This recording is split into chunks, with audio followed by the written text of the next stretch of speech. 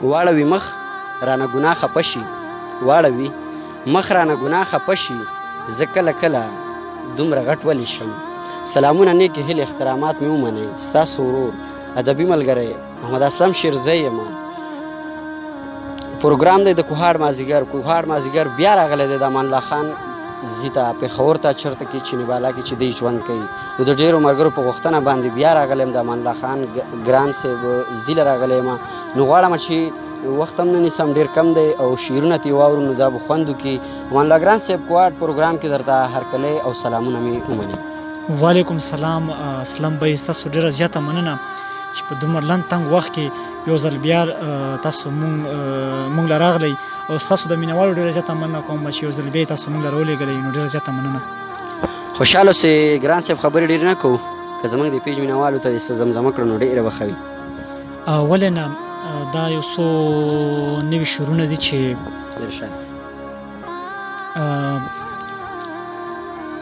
لکه بیا ویډیټینګ کېږي پکې که نه ښه ګل کازغې شو نو لکه څه به کېږي ګل کازغې شو لکه څه به کېږي او خپل که پردی شو لکه څه به کېږي او ګونګ سره بیا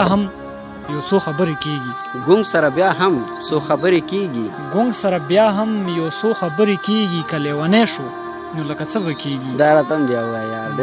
ګونګ سره بیا هم یو څو خبرې کېږي که لیونی شو نو لکه څه به کېږي او نه یم تیراته یم خفه خلکو ته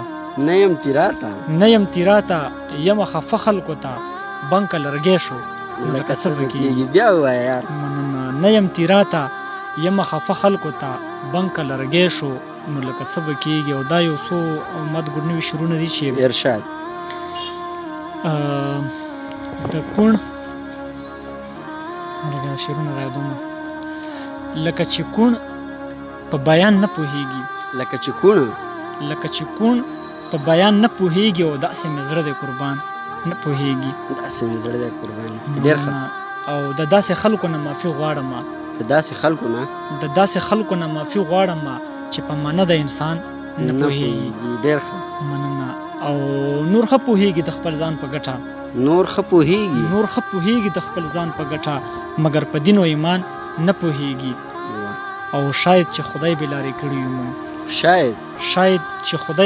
کړي یو مونږ ګنې نو څوک په قرآن نه پوهېږي ډېره مننه شاید چې خدای بې لارې کړي یو مونږ ګنې نو څوک په قرآن نه پوهېږي او څنګه کارون و څه یې پاتې دي اوس بیا هم دا خلک په ځان نه پوهېږي څنګه کارون و څه یې پاتې دي اوس بیا هم دا خلک په ځان نه پوهېږي او بس مونږه ځان کړو ملامته ګرانه که ښه پوهېږي جانان نه پوهېږي ډېره مننه امان الله ګران صاحب د وخت راکونو دا زمونږ ګران رور امان الله ګران چې ډېر په پښتو مین ښه شعر او ښه لیک کوي نو د مینوالو په ارزښت سره خپل رور محمد اسلم ته اجازت ورکوي ته بر مرکې پورې په الله سپارم د خدای په امان مخې ته مو زړې